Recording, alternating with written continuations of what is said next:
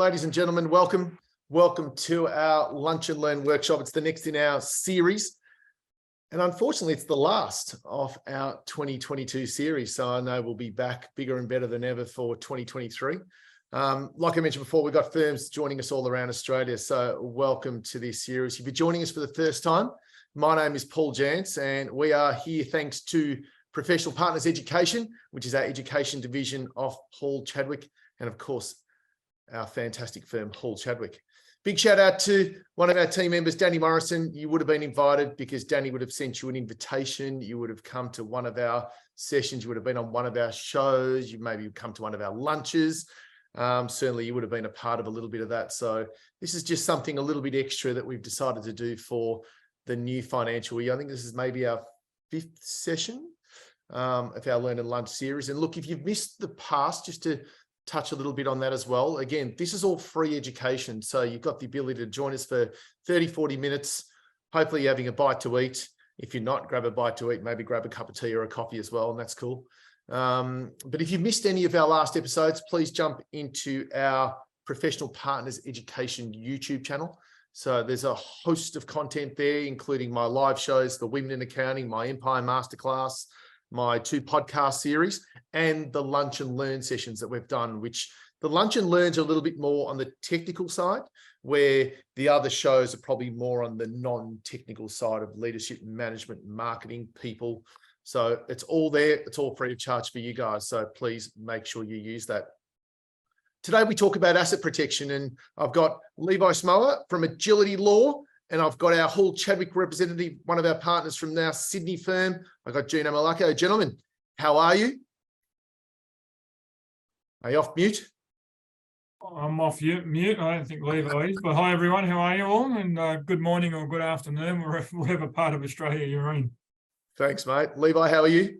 Yes, thanks, Paul. Doing well. I think it's about 35 degrees outside in Brisbane today. So is it? Glad to be inside in the aircon, to be honest. Interesting, because I know you were having some. Did you get down to like 17 the other day? Yeah. It's December, and so we had a cold start to December, but it's caught up to us now. Good. You got a heat wave over the next week, I think, haven't you? Yeah. A few more days. I think it continues to climb for the next few days. Well, I know I was in Brisbane maybe 2 weeks ago, and obviously Melbourne, you can never judge what the hell's going on here. But I left here and it was 8 degrees, and I landed there and it was 33. And it's like, how do you dress for that? Like, seriously, how do you dress for that? It's crazy, but it's good. So guys, what we're going to talk about today is we're going to cover some really, really cool stuff about asset protection. We're going to go into practical reasons for asset protection, direct to business owner risk situations. We're going to talk about when is it best to do asset protection. We'll talk about some tax effective outcomes versus some asset protection outcomes. And we'll also share some practical insights for recovery, claims for liquidation, and bankruptcy. Again, it's a bit of a workshop. So if you've got notebooks there, you want to take some notes or handwritten notes, we'll be online for about 30, 35 minutes. You've also got the ability there, whoever's in charge, if you've got some team members there, whoever's in charge, you've got a Q&A bar or a chat bar. Please use the Q&A bar for any questions you may have today. The beautiful part about this is, sort of when we've got our partners as well from Hall Chadwick, and we've got our experts on from, let's say, Agility Law today, excuse me, you've got the ability to just ask questions. Anything you want to know, this is probably the forum for that. So if you know questions considered a dumb question, ask away at any stage. We'll allow a good 5 minutes for questions at the end. But if you hear something that triggers something, you want to write it down straight away, toss it straight into the Q&A and we will come back to it later. So gents, let's get into today. Levi, you are our big guest. So mate, welcome. It's always good. Maybe if you don't mind sharing a little bit about you to kick off with, obviously the experience, the knowledge you have at Agility Law as well.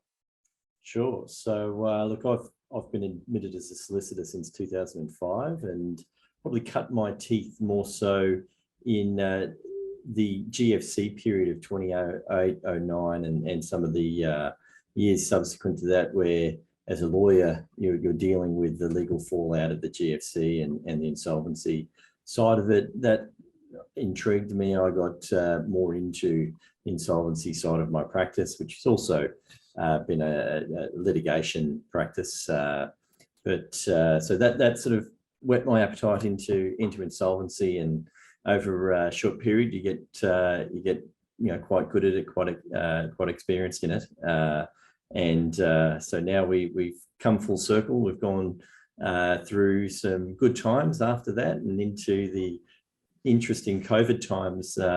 We're all sitting and waiting here now, looking at 2023, going, what's that looking like from an insolvency point of view, and is there going to be more fallout from the pandemic, from all of the other issues we've got coming with the interest rates and supply shortages, labour issues. So it's an interesting time in this period, and looking forward to those challenges coming up.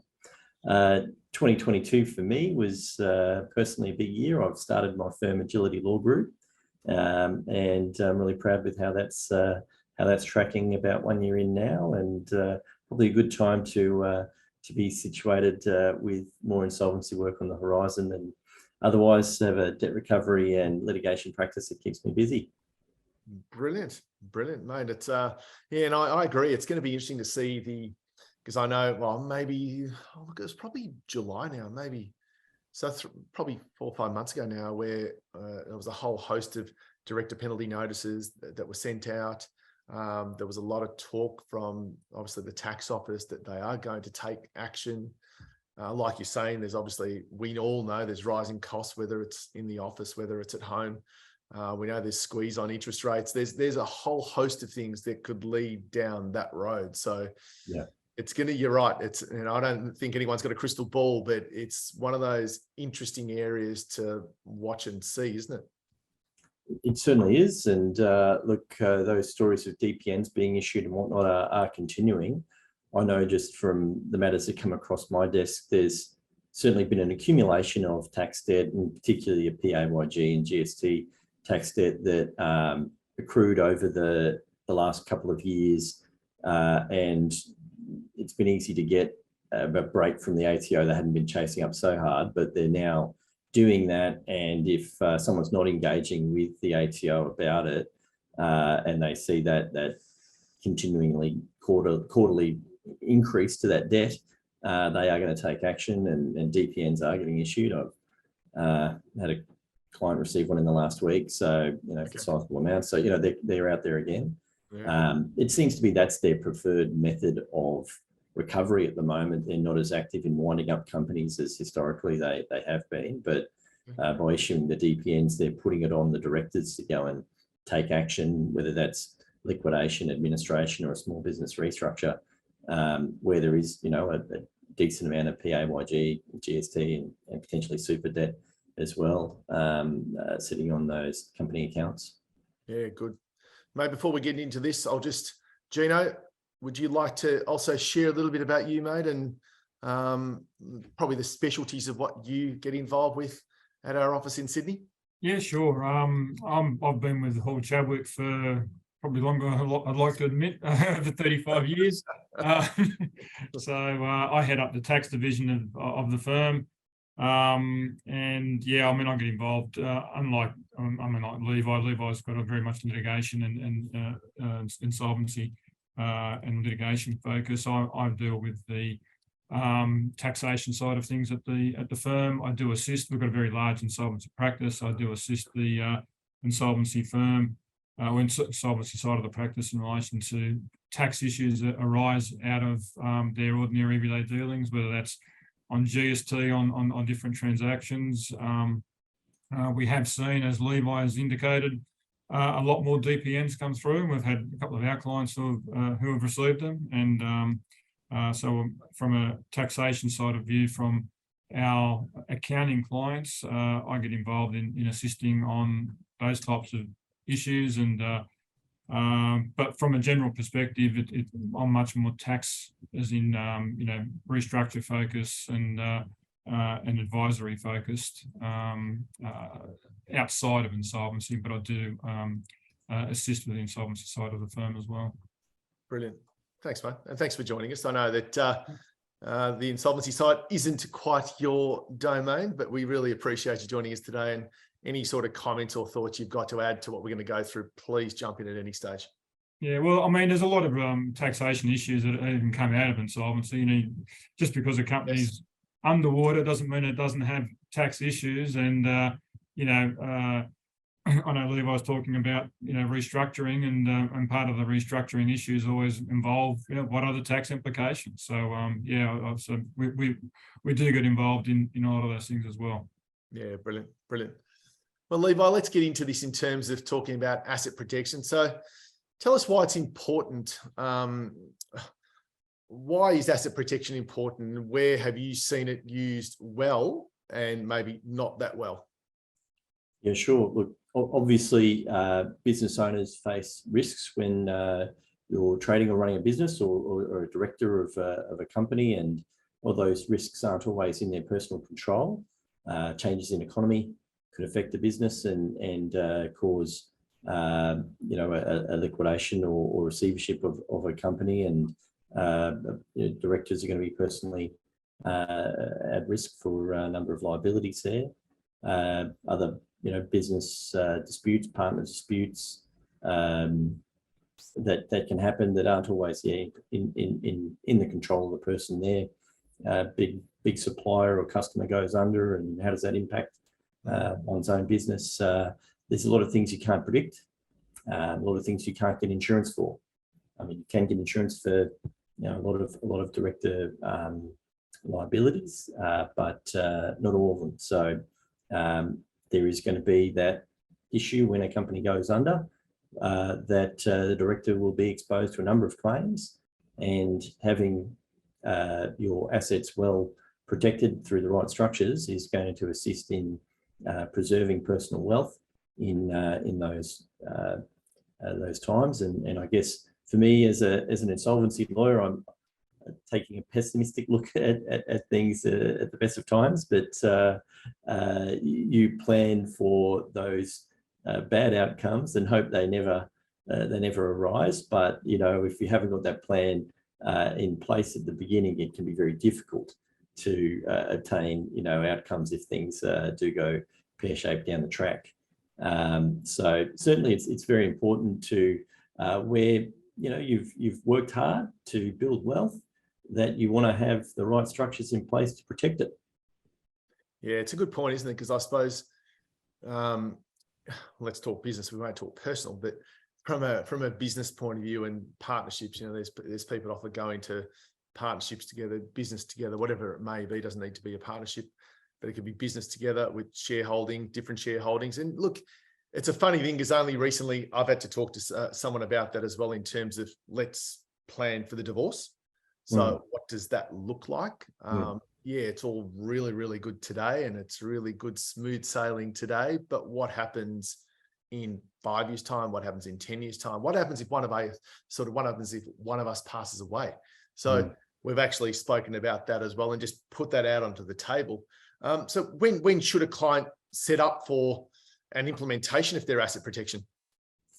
Yes, so that's and I'll say it's not just that director. Where you've got companies in a group and you have intercompany financing through the group, that's another thing that needs to be structured well. Where if one of those companies goes under, having secured loans and things like that will assist in advancing one's position, especially if there's a history of financial support between companies. So yeah, not just one aspect there. We'll talk a little further on that aspect, I think, down the track on some of those things where we've seen it used well and not. I think we'll spend a little bit more time going through that. Yeah, cool.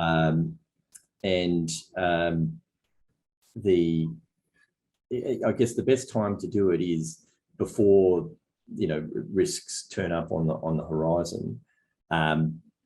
There are statutory timeframes for claims. So if there's someone goes bankrupt, the trustee can generally go back about 5 years for undervalued transactions. So you've got that period where, let's say you've got an asset that's held husband and wife, and you transfer half of the interest to the non-at-risk spouse. You're going to have at least a 5-year wait on that, and potentially it can last even longer, where there are transfers to defeat creditors under the bankruptcy legislation, that can be pursued without an end date on it if the person has done it with the intent to defeat their creditors. They can go back 10 years or more, but it's going to be relevant as to what was the circumstances at the time of the transfer. If the circumstances are that the business was doing well, that you weren't facing a number of claims at the time, and you're able to keep records of the solvency position at that time when you're doing a transfer, that's going to assist in defeating any of those potential claims. But generally speaking, when you're 5 years out from some problem that accrues down the track, you're fairly safe.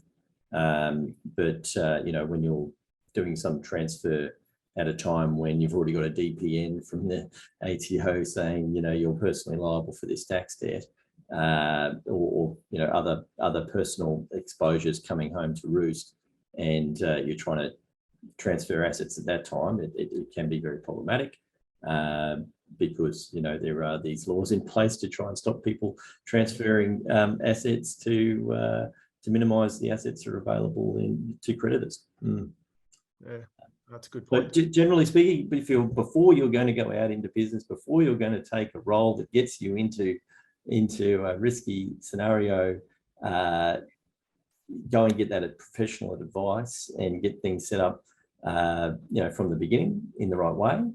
And then again, if you've let it go and business is going well, and you're going, actually, I need to go back and get this thing to now, because this does happen. Yeah. People sort of get things started and then come back and get that professional advice. But again, the sooner you do it, the better. And that when you do it at a position when you're in a good place financially, the better chance it's got of being effective. Yep. And is that just a matter of what does that look like? Is that agreements in place? What does that look like?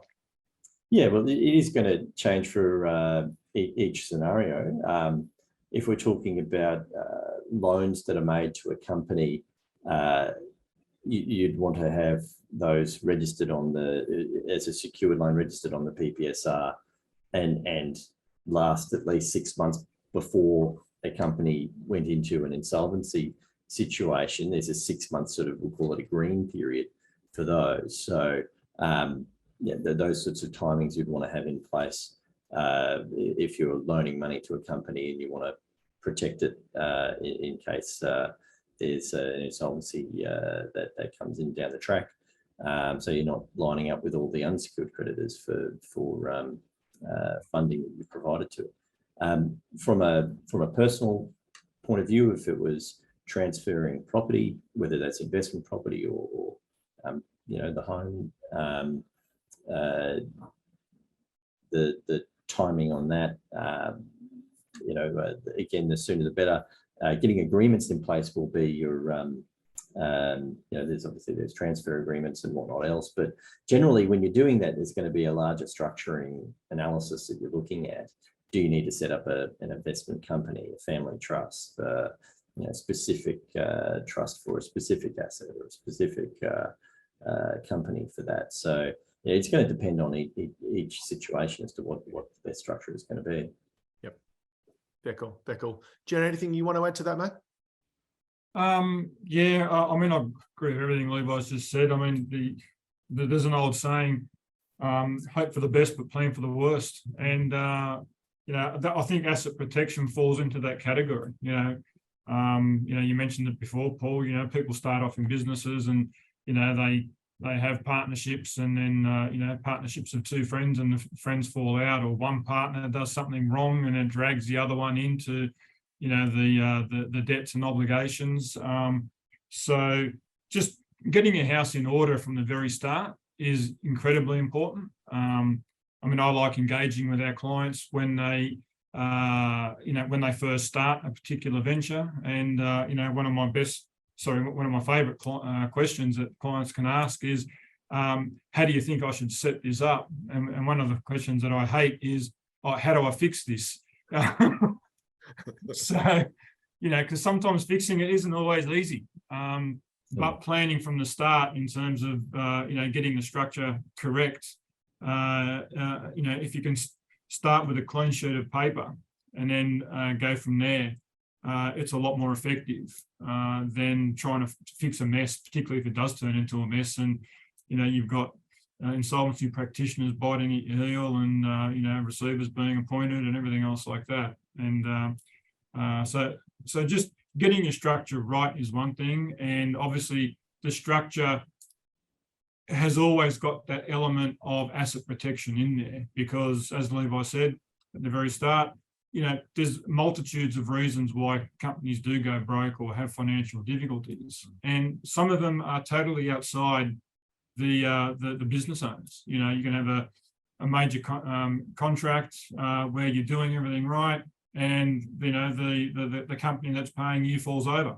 and then you've still got all of your obligations to your subbies, your employees, your suppliers, and everything else like that. So you can be dragged down by what happens outside your control. So ensuring that you've got something in place from the very start where you've got that protection, where you can accumulate things outside of the business structure, and that's going to be protected in the event that something does go wrong, is incredibly important.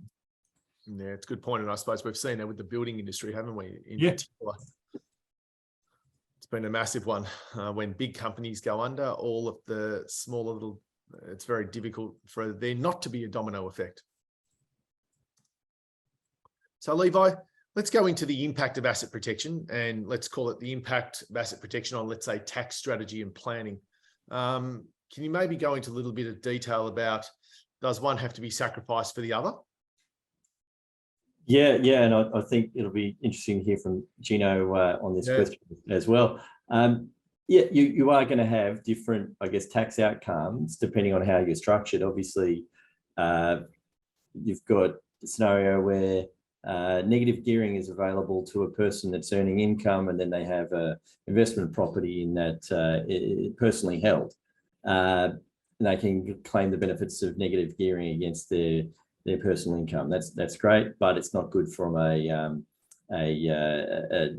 asset protection point of view, because if that person has a situation that puts them into bankruptcy, that investment property is at risk then. So you're going to have one side a tax effective way to do things, and another a structuring way. So there is often a conflict between the best way to have something structured for tax and then the best way to have something structured for protection. But there's a cost at it. And when you're transferring an asset, there will be stamp duty, capital gains tax implications. But compare that to the cost of potentially losing that asset. So no, there is definitely a cost to having effective structures for that asset protection. It's weigh up that cost against the risk of losing an asset. I suppose Gino is probably better place to go through some of the the actual ways that you would tackle it for the best structuring for tax side of things. But you're going to weigh that up and make the client make the call on what is their risk appetite, and what are the pros and cons of each structure, and that's going to be something that gets looked at as you're doing it. But there are going to be those cons on the asset protection side. That's a good point. You got anything to add there, Gino? Yeah, I mean, normally there is obviously a sacrifice, and when you sit down with clients, a lot of times it's you can't plan for everything, and you really have to sit down with them and say, if you go down this structure, these are the benefits, these are the cons. You go down this structure, these are the benefits and these are the cons. So there's always that trade-off at the initial stage as to what's best. As Levi said, if you've got negative geared properties, then you don't want to alienate all of the income away from you, but you've got that that liability if there's something does go wrong, that asset is in your name. There are some times where it doesn't need to be a sacrifice and they can actually complement each other. I mean, there are various rollovers, for example, which certain business owners can avail themselves to. You've got 328G, small business rollovers on terms of restructuring, or a client may be looking at doing a restructure whilst they've owned an asset for a while, and they might think, okay, there is that tax cost, but if I sell the asset, for example, into another structure, I can avail myself of the small business CGT concessions, and with those proceeds, I can then contribute money into superannuation to reduce the tax effect down to nil, and gets money into a secured environment such as superannuation, which is outside the arms of creditors or bankruptcy, or if done correctly. So you can actually sometimes get a complement between the two as well. So it is a matter of sitting down, seeing what can be done. If you're restructuring as opposed to structuring at the start, obviously there are those particular costs and CGT issues and potentially stamp duty. But there's not always a negative out of it, because sometimes you can actually make a positive out of it by putting more money in the super, for example, or transferring across at a zero cost. So it really comes down to working with your solicitors and your accountants to actually just work out what is possible, work out what is the optimal structure. If the optimal structure is going to incur too much of a tax cost, there might be a slightly less optimal, but still achieves majority of the effects that you're actually trying to achieve. And you can eliminate, hopefully, the greater part of the tax burden that comes from that type of restructure. Brilliant. Thanks, Gino. I think it's good. And I think that's the thing. There's so many different variables there to start having those conversations with, isn't it? Yeah, definitely. Levi, let's talk a little bit about, let's say, some examples of some effective asset protection, knowing what you do. And in that liquidator bankruptcy, you sort of dealt with some liquidators and bankruptcy trustees in your time. Can you maybe share some of the examples of some effective asset protection? Sure. So, I guess my background's more been looking at it from the liquidators and bankruptcy trustees' point of view, where we're trying to make recoveries for the benefit of creditors, and we're trying to crack some asset protection or see if that asset protection hasn't been effective or not in place, what recoveries are available there. A few examples where you've seen someone that's had things structured well and they're able to sort of navigate through a business failure and come out the other side quite effectively. So one example is a business where you've got two different companies, one that owns the assets and the other that operates the business. We've got I've had one where it's an earthworks business recently, and all of the heavy machinery was owned by one company and then leased out to the operating company. That operating company came up against some issues and had to close. They had all of the effective security registrations over their vehicles that had been leased out to the other company. And they had their options at that stage with the asset holding company. Do they want to hire out these machines for wet or dry hire to other customers? And they also had the option of setting up a new company to operate an earthworks business using the know-how of the people that were still there. The director in that scenario, I think, ended up having to go bankrupt. He had exposure to a number of personal guarantees that he had given, as well as other sort of personal exposures there. So for him, he had to go bankrupt, but didn't have anything really in his name. He had a very capable wife who had at all times actually been the director of the asset holding company, and so she held the purse strings, and he you know, he had the know-how and the operations knowledge for the business, but she was very good at the financial side of it. So the family home wasn't at risk there. He you know, he cooperated with the liquidators, did everything to help the restructure be as effective as possible, and the outcome for creditors be as effective as possible.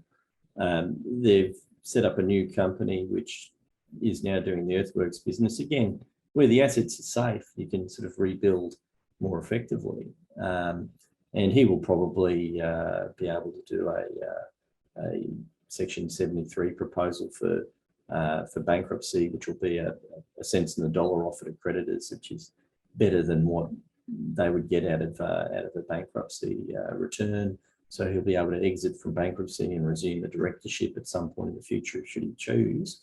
But in that scenario, they had everything well structured from the beginning. The intercompany loan side of things, the intercompany transactions were all properly recorded, properly documented with contracts, with security, registered on time, and so, you know, the related parties were protected, and they were able to sort of have another go at things.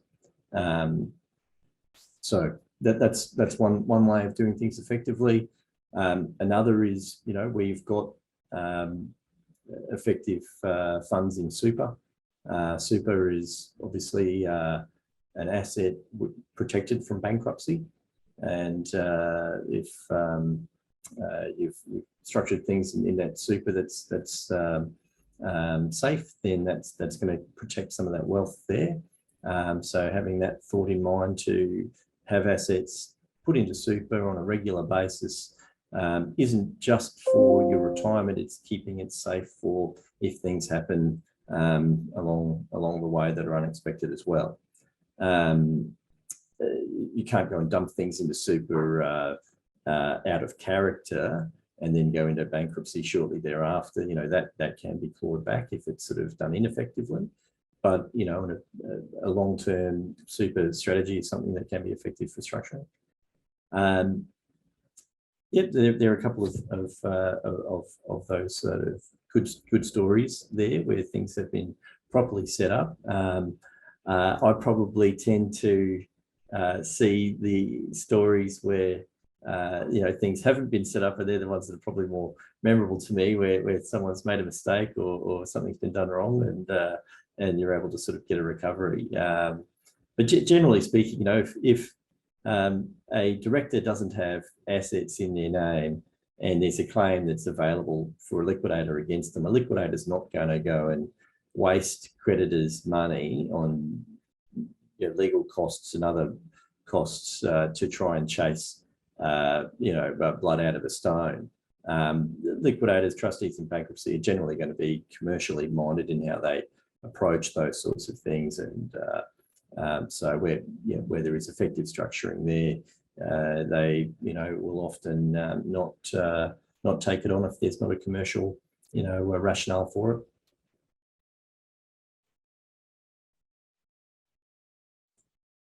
Didn't realize I was on mute then, sorry. Try to clear my throat before I went on mute and didn't come back. Anything you want to touch on there with regards to as not effective, if it can be quickly before we get to some questions?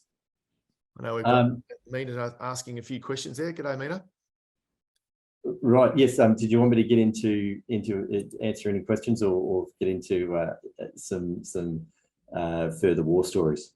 Oh, if you've got any things that are not effective, you sort of mentioned before, there's a few that you deal with there. Is there something you can share quickly, and then maybe we'll go to questions, and time permitting, we'll come back. Sure. So I guess on the ineffective side of things, I've seen, I'll give a small example. Firstly, we've got a company sole directed, but you had 50-50 shareholding, husband and wife, building a construction company, has a builder's license. And then COVID hits, and actually, you know, they go really well. They get a lot of contracts, and all of a sudden they've got more money coming in than they know what to do with, but not the paperwork and compliance to sort of do it right. pull money out in a haphazard way. Accountant goes, all right, we need to put this into a Div 7A loan agreement. But because you've got a husband and wife as the shareholders of the company, they're both on the loan agreement. They own the house 50-50. Now, well, that problem happens that, they run up a big tax debt, they can't get that paid back, and you've got a loan that they're both liable to the company for, and a house that they both have now exposed. So there's one that's just, wasn't well thought of, having the shareholding done that way at the beginning, and could have had a different outcome where only, one of the spouses share in the house would be exposed in that scenario. Another example was with intercompany loans. Had one company where you had the finance director and the and shareholder and the operations guy, and this business was year after year making a loss, but they believed it was going to turn around, and so finance guy kept on dumping money into the company year after year to keep it going. All of that was reported in a loan, secured loan, which was through his shareholding entity, which was the ultimate holding entity of the company. They have a falling out. He's going, no more money. I'm not providing any more money. This company needs to stand on its own 2 feet. And indeed, I'm getting out. I'm going to resign as a director and transfer my shares. They're not worth anything. I'll transfer my shares for $1. This intercompany loan, it's never going to get repaid. It's $5 million, but it's really worth $10. I'm going to transfer that for $10. And the other director goes, okay, well, I'll keep going for a period. Let's see how I go. I'll run up another $1 million worth of liabilities in the next 3 months. And well, then the ATO comes along and winds us up anyway. And this director that had the finance, had the structuring and all of that, with a poor exit, was then exposed to insolvent trading, was then exposed to the company also being liable for insolvent trading for this period when he stopped financing it, and these debts kept racking up before he could get out. Had he kept a hold of his loan, that would have been a bit of a shield to some of those claims for setting off insolvent trading. But getting rid of that and exiting in the wrong way undid the structuring that had been set up at the beginning. I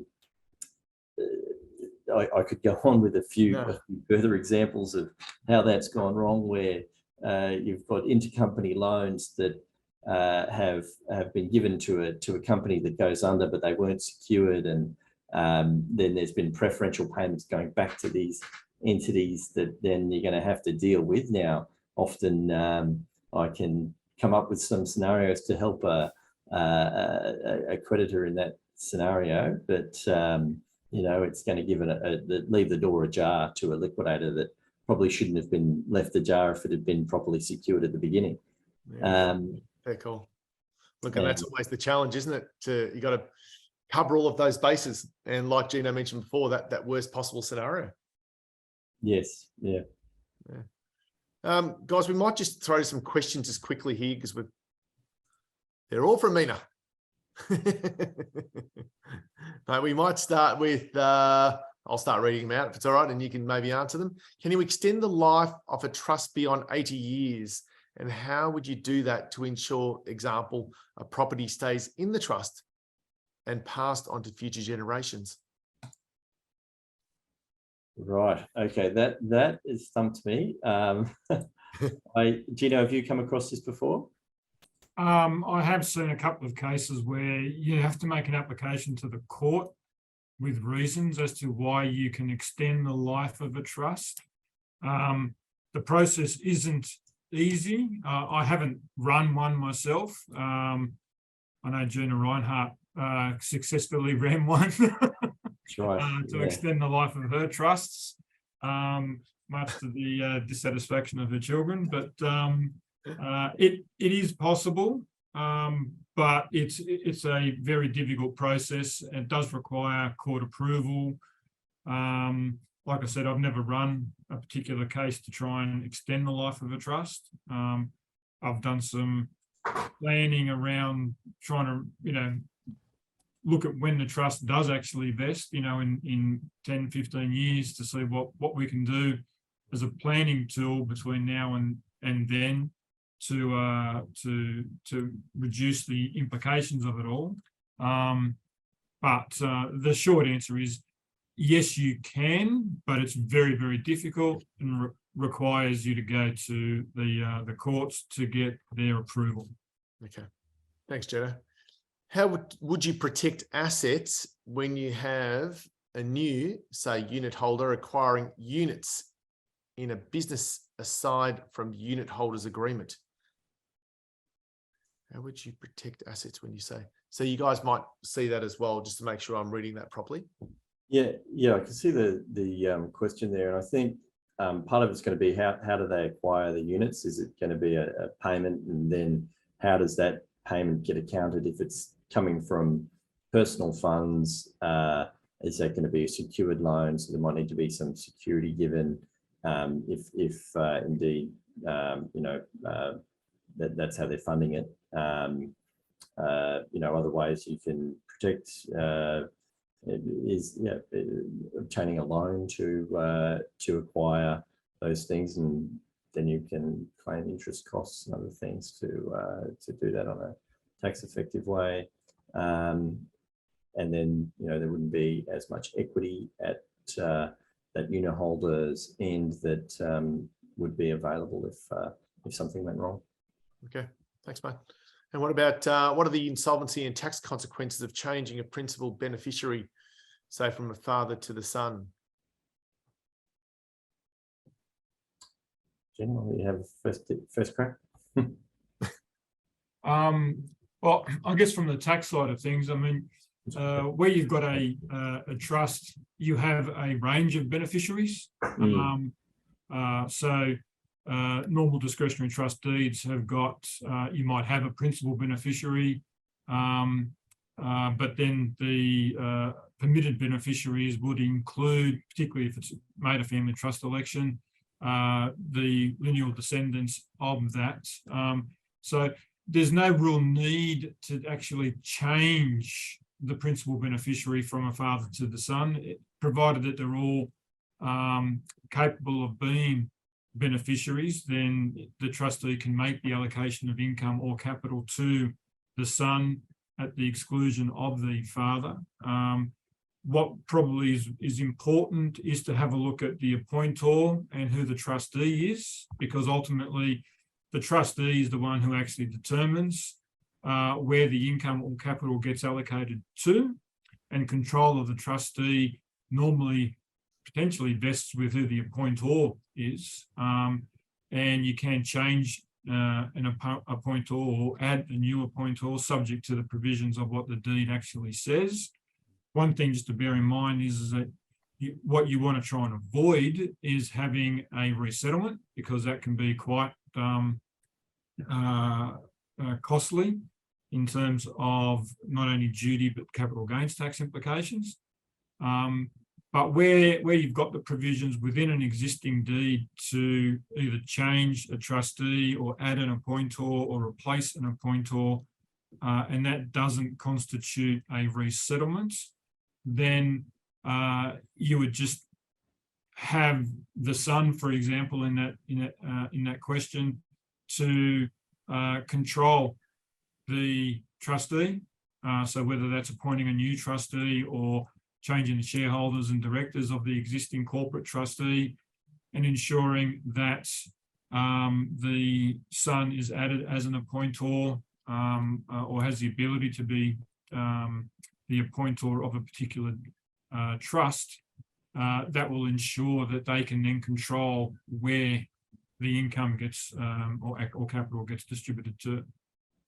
Yeah, and of course, with a discretionary trust like that, the beneficiaries don't have any set entitlement to income or assets of the trust. So if one of those beneficiaries was to have a insolvency situation, those assets that aren't at risk, that income isn't at risk, provided that trustee is someone who avoids the insolvency situation. Often if a trustee does go insolvent, the trust deed itself will operate to remove them as trustee, but often it's best to have that looked at before a winding up or a bankruptcy sort of ensues. Well, guys, in the best interest of time, what we've got is we do have a few more questions there, but what I might do is get those to you guys to answer, if that's okay, because I'm just conscious that we might run over 2 o'clock as well. And it's sort of like a nice 35-40-minute session. And there's a few more questions there. So Levi, from your point of view, mate, what's the best way for any of the firms to contact you if they need any sort of advice?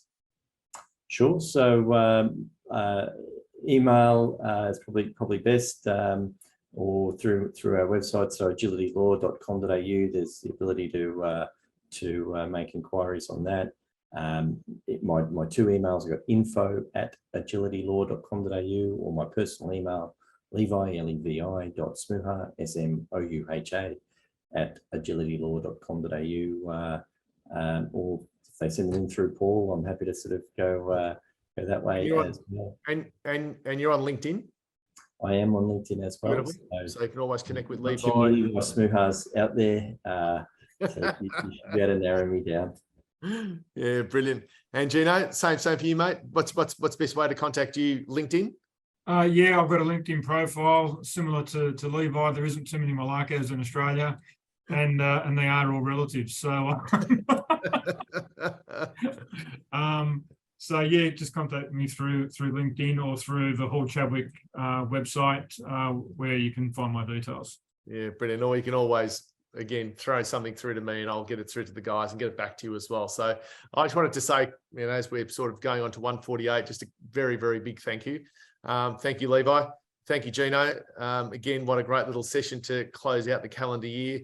Again, talking about some things that as accounting firms, it's something to start talking to your clients about as early as possible. And that was one of the messages that I got there. And, there's always things going through the back of my mind with I'm doing as well, or maybe what I've done. And we obviously learn from our different experiences, but it's always interesting to make sure you get there sooner, get the right advice, get the right agreements in place, and reach out to these guys. From your point of view, all of the firms that are joining us and everyone that's asked questions, if you want more, chat to Gino, chat to Levi, please make contact, because I suppose they're the guys that you're going to have to lean on when something goes wrong as well. So please use us or Agility Law for as much as you like.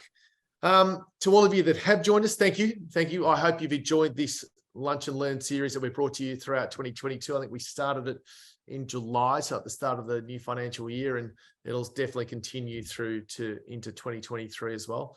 It is our last Lunch and Learn, but I do have one last Women in Accounting live show, which is on Monday the 12th. It's hard to believe I think most people were chatting offline before saying a lot of people are going to be switching off next week. So we've brought it forward. It was the Thursday, Friday. It's going to be the Monday, the 12th. So again, we're going to be talking about people on that particular session. We're going to be talking about how you can attract, engage, and retain your top talent. So if it's something you'd like to join us, I think it's at 12 p.m. Daylight Saving Time. So if you want to join us and you haven't got the invite, please jump on to send me an email or a note or whatever it may be, and we'll get you an invite to register for that one. It's over Zoom as well. So until then, thank you, Gino. Thank you, Levi. Any final comments before you sign off? All right, thank you. And all the best with the silly season. Likewise, yes. Thanks, Paul, and doing a great job. And just Merry Christmas to everyone, and hope to have a safe and prosperous holiday season and New Year. Yeah, well said, well said. Signing off till we see you next year. Yes, and please have a safe and happy Christmas and a wonderful New Year with your family. So we'll see you next time. Thanks.